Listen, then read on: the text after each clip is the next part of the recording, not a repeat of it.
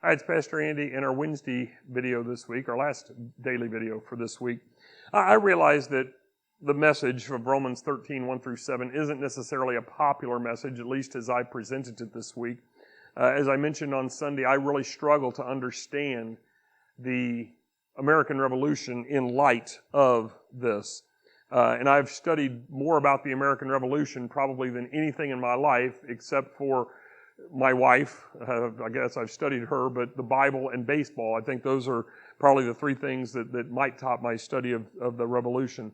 And as I said Sunday, please understand, I'm very thankful that we have freedoms and that they were earned and preserved on the battlefield over the centuries. But was it right? Now, please don't hear me say that we are to lay down everything at the feet of the government. I'm not suggesting that at all. But I am clearly also not saying that rebelling against the government is right. I am not suggesting that rebelling against the government is right. It isn't. And this passage is a reason why. So how do we fight that tension in that? Well, as I consider the history of government, and I'm no expert on the history of government in general, don't hear me wrong, but the impact that various citizens have had on government, most of the time, the lasting changes that have come, there have been temporary changes, and even changes for maybe a century or two, but the lasting changes, long-term changes that have come, have been made by people who have done so from protest, not from rebellion. Now, we could bring some historical figures into this as well, but as a pastor, I'm just going to share a few from the Bible. I think of Moses, who tried to take matters into his own hands and killed an Egyptian. That caused him to flee. It caused him to be gone for 40 years. And when he returned to dethrone Pharaoh, he did so not from a position of force, but from a position of faith. And the people were freed because of it, a freedom that lasted for as many as 700 years for one group, 900 years for another group, and in many ways, they are still free at some level today. I think of David, who was the rightful heir apparent to the king, not the heir in one sense, but he was chosen by God to be the replacement king when Saul was no longer the king. And David had an opportunity, a golden opportunity, a couple of opportunities to kill King Saul, but he said, "It is not for me to place my hand of harm on God's anointed person." Again, God had already anointed David as the next king when David said this. So because David was waiting patiently, a powerful kingdom came because of it. I think of Daniel, who simply went about his business of praying. I think of his friends who were thrown into the fire for not bowing down to the king. Each of those four men were already leaders in their own right, or would become leaders, but when challenged and when put in a situation where they should have died, they allowed God to handle the situation, and a nation was changed because of it. I think of Peter, who took to the sword in trying to defend Jesus as Jesus was being arrested in the Garden of Gethsemane. However, the same Peter would later praise God because he earned the right to be punished at the orders of the same group of leaders who had Jesus punished. And he was punished because he would not stop sharing the message of Jesus. Peter was intent upon sharing the message of Jesus, and thousands got saved because of it.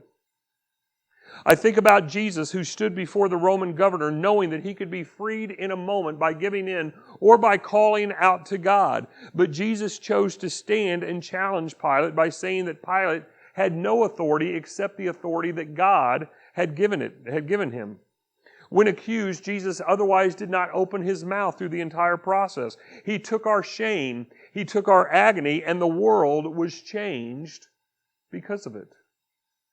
All of these individuals and so many more are known today not because of a rebellion that they led, but because of the peaceful way that they enacted change, and change that lasts. And that's the real change that takes place. Rebellions are often effective in the moment, or at least they seem to be. But the leaders of those rebellions are soon replaced by a subsequent rebellion in most instances. And then the cycle continues again. So I am conflicted a bit. Again, I'm thankful for the willingness of the founding fathers to put their neck literally on the line, to sign a document, to declare and to vote and to declare our freedoms, making decisions that I didn't have to make, making consideration and answering questions that nobody had ever even asked before, and setting up this democracy that we have.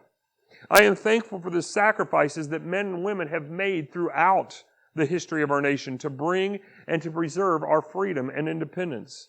I am an American citizen who has the right and the responsibility to vote for leadership at a local, a state, and a federal level because of the actions that others have given me. I am grateful for all of that. But again, I'm challenged because it seems that the real impact is often made by those who are seemingly the ones who have no power or no authority at all. But isn't that the kind of people that God uses to make real change happen? People that would otherwise be overlooked. Changes that are so slow that we don't even seem to notice that they are happening until it is too late and they've already happened. We can't overlook the way God works in some of this. And I realize God used Joshua to lead an army and to take the promised land. But even at Jericho, it was just people walking around, chanting, blowing trumpets. So, as I consider my pride and my independence as an American, I also must carefully consider the implications of a passage such as Romans 13, verses 1 through 7. Because I cannot truly function independently of God. And even if I'm not known, or even if I never make a change that impacts many people, His faithfulness to me and to everyone meant Jesus dying upon a cross. And I am a changed man because of it.